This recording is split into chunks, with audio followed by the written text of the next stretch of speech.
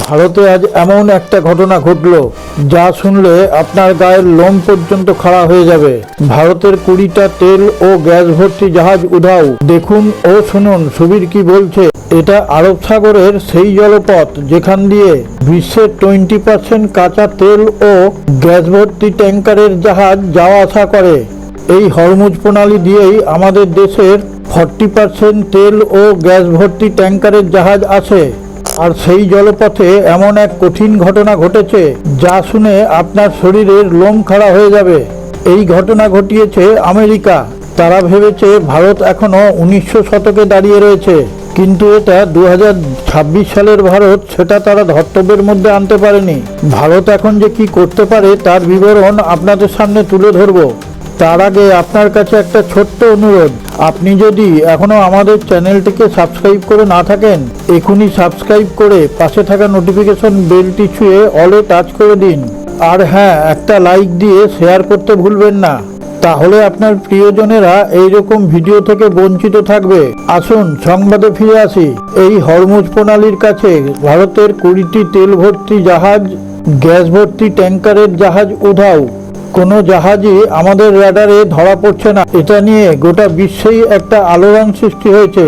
এই কথা দিল্লিতে পৌঁছানোর সঙ্গে সঙ্গেই অর্ডার দেওয়া হয় আইএনএস শ্রীকান্ত ও আইএনএস সুরাতকে সেখানে যাওয়ার জন্য।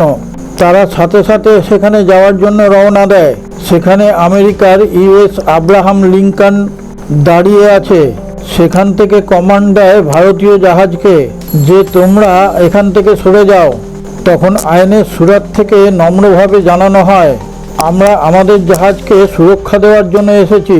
আইএনএস সুরাত সেখানে গিয়ে দেখতে পায় বায়োমেট্রিক জ্যামার দিয়ে গোটাটা অন্ধকার করে দেওয়া হয়েছে। এটা করেছে ইউএস আব্রাহাম লিঙ্কন।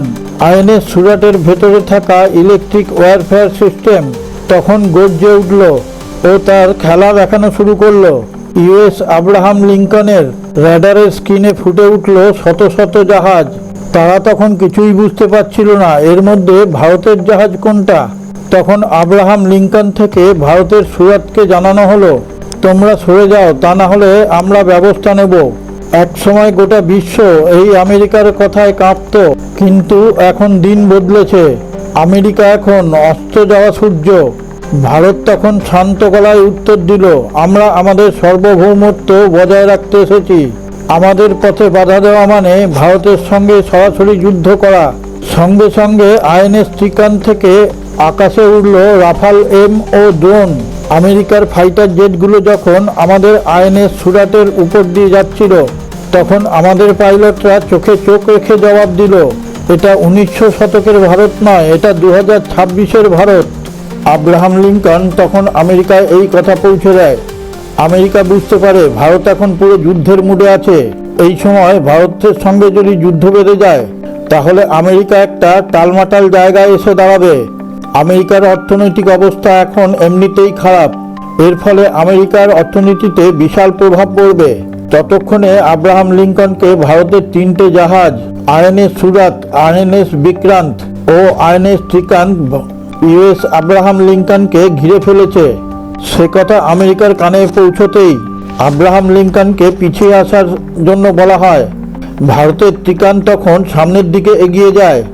এই শ্রীকান্ত হচ্ছে স্টিল জাহাজ, যাকে কোনো র্যাডার চট করে ধরতে পারে না।